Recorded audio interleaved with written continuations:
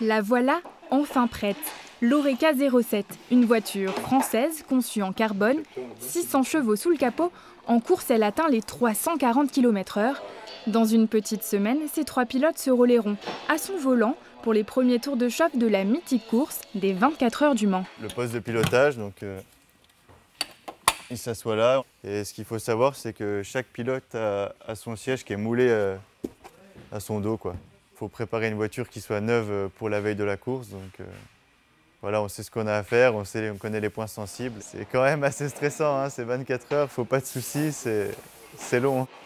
Dans cette jeune écurie franco-suisse, une vingtaine de personnes, mécaniciens, ingénieurs, peaufinent les derniers réglages. Ici, on monte la boîte de vitesse avec soin.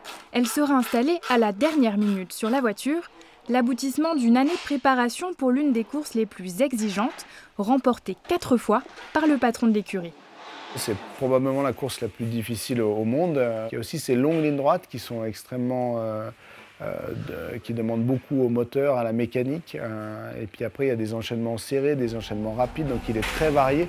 Ce qui fait qu'il est très difficile pour les équipes de trouver les réglages parfaits et aussi pour les pilotes de s'y habituer. Les 13 km de circuit s'effectuent en majorité sur route nationale.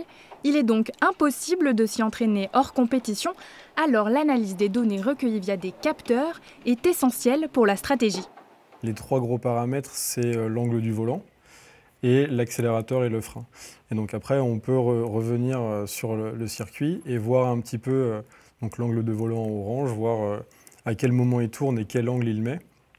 Et puis sur le frein en rouge, la pression qu'il va mettre et l'accélérateur en vert.